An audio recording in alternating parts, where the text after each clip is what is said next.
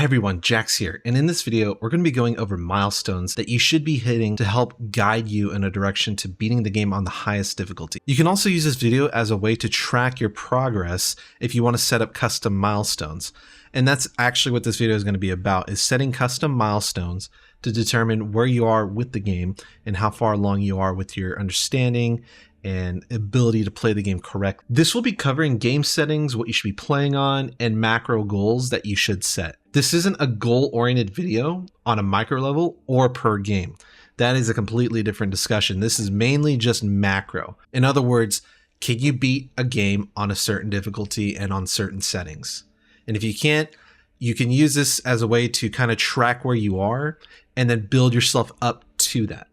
And to help you build yourself up to that, I have a whole list of guides that you can actually follow and help you put yourself on the right track.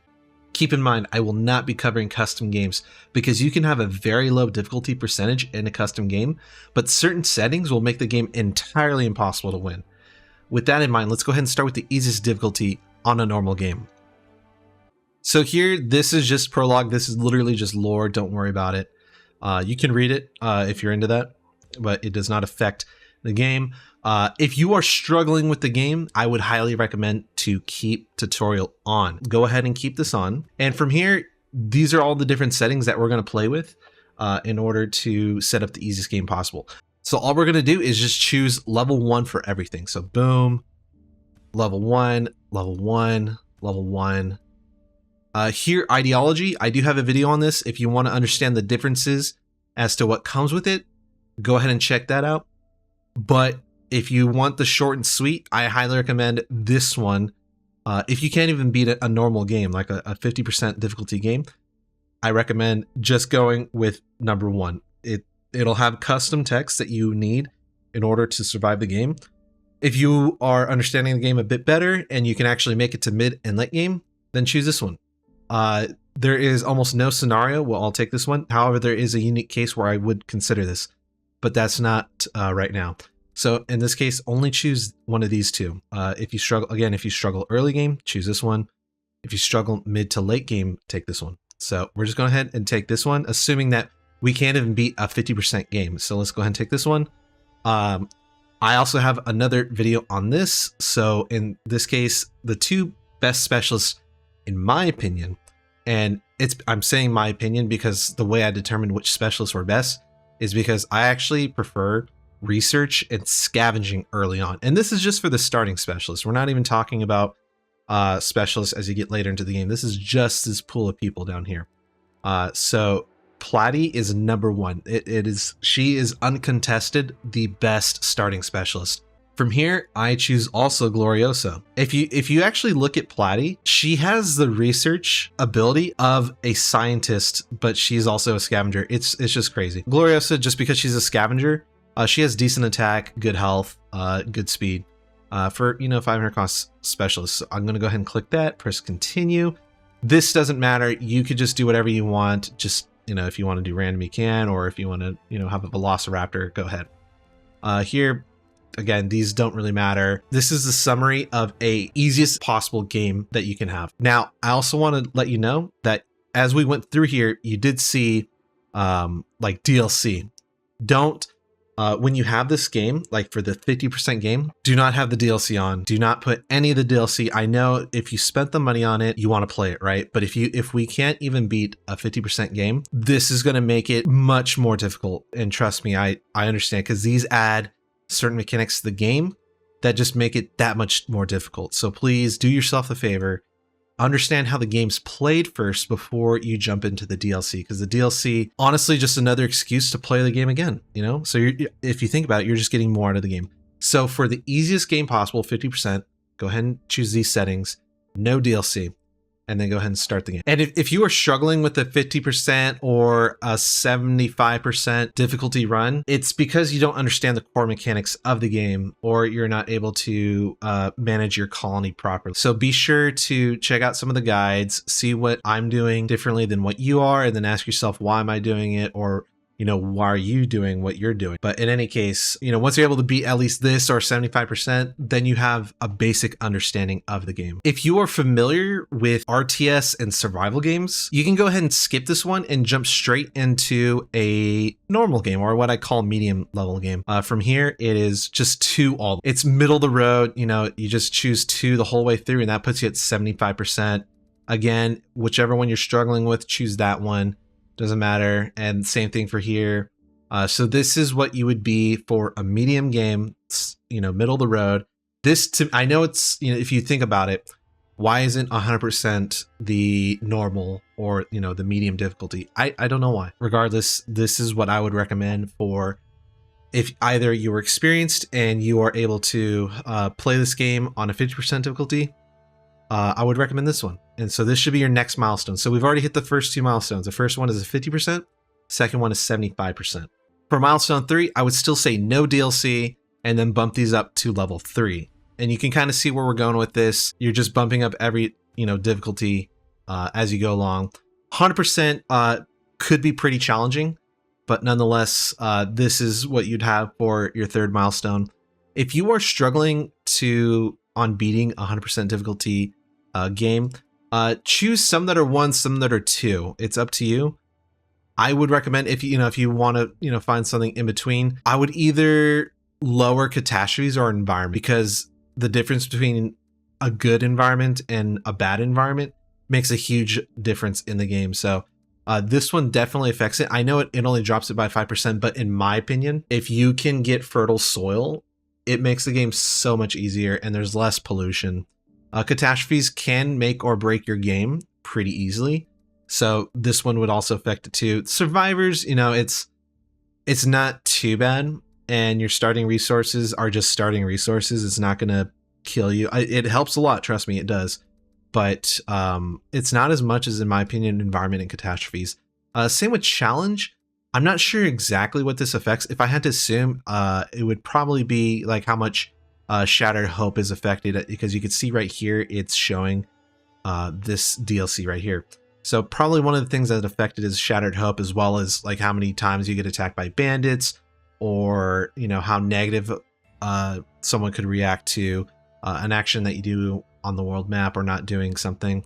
But again, that's just for the DLC. I'm not sure how it affects the base game. So with that in mind, if you're struggling with 100, just lower 1 or 2 of these, especially one of these 2. And lastly, for the final milestone, at least in this segment, is all 4, just 4 the whole way. And that puts you at the 200% difficulty. No DLC. Again, no DLC at all. If you're able to do this, you have a pretty good understanding of the game. And I believe at this point, you'd probably be ready to start adding in DLC after you complete a 200% run. So from here, I consider those first 4. And again, you can have as many as, or as little as 4, or even less, or you can have more than 4 for the first segment. I would like to take these into segments. If you want to, change some of the settings so that way you hit different milestones, go for it. I mean, really, this is also about, putting custom challenges for yourself to continue playing the game. But once you get past the first segment, and I'm going to call them the no DLC milestones. And from here, we're actually going to drop the difficulty back down to 75%, because 1, we understand the game. We understand how it plays and what you're supposed to be doing.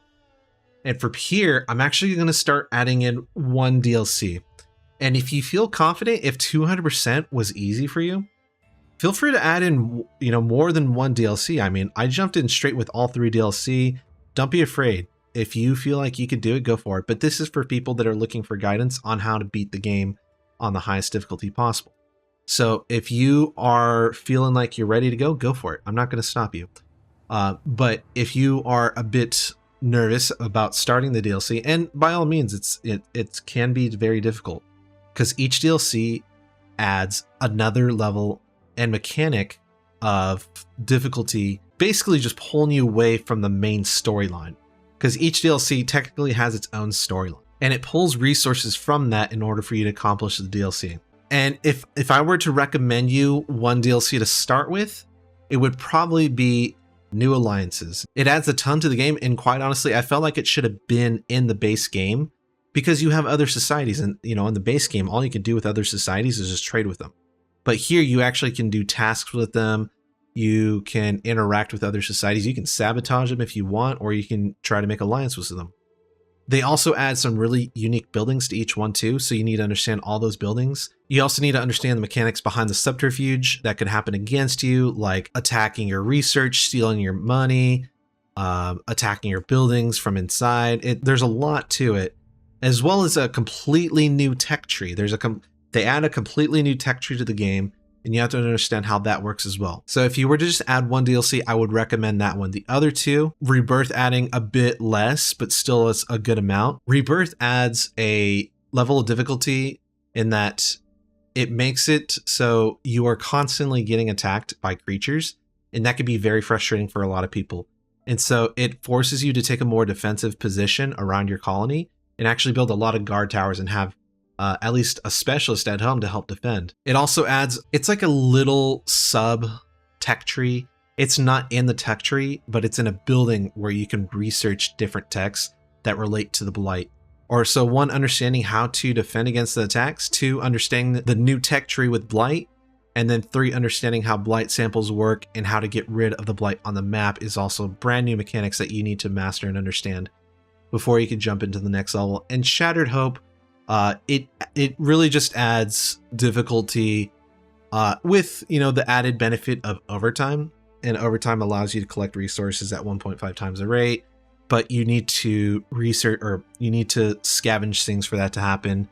But Shattered Hope just makes it so if you do something negative or something negative happens, people can lose hope and faith in your ability to lead, which can cause people to spiral into anguish and all that. And so you need to understand how to combat that and what you should be doing to make sure that people are happy and how to fix it in case something gets really bad. So if you could do one DLC or you feel pretty confident, then I would recommend adding you can either speed things up, or you can have one DLC brand new every time. So that's 3 games right there. Or, if you want to make it more difficult for more challenge, you can have, when you do one DLC and then you can have 2 DLC, but adding the same one that you just completed last time. So say you did new alliances, and now your new game have new alliances and Rebirth, and then your third game, new alliances, Rebirth, and Shattered Hope, basically mastering the first one that you've already completed. Or you can just do one at a time. It's up to you. And all of these will be at 75% difficulty, again, to master the DLC. That's all you're doing here.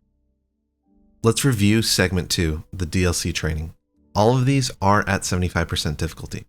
For the first one, activate only one DLC. I highly recommend new alliances as there is a lot to learn.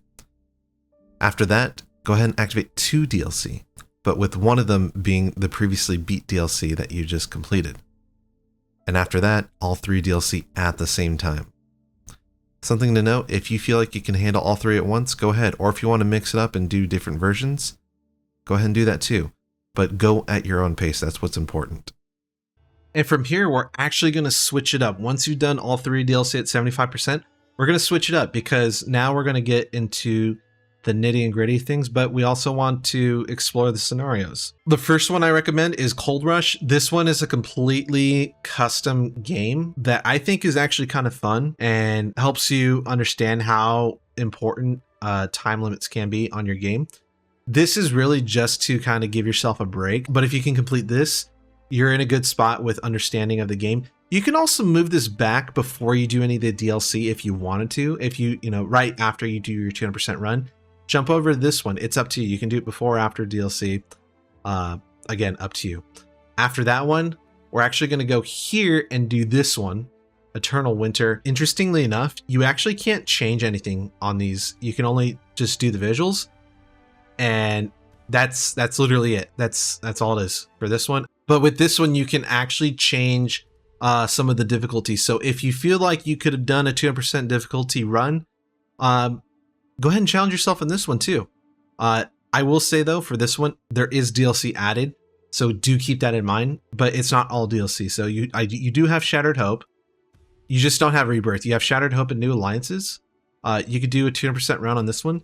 This one would be pretty challenging to do. You're in a constant winter storm. This one actually changes how the game is played though. because you're in a constant winter storm, the meta shifts on this one, and it's a very interesting shift. And I don't want to give you the answer just yet in this video if you are going to attempt it. I did live stream it, so if you did catch that, I did figure out how to solve the problem. But you know, if you can play the game on 2% difficulty, you can probably figure out the answer pretty easily. But in any case, pretty fun challenge. Again, there is DLC in here, so do keep that in mind.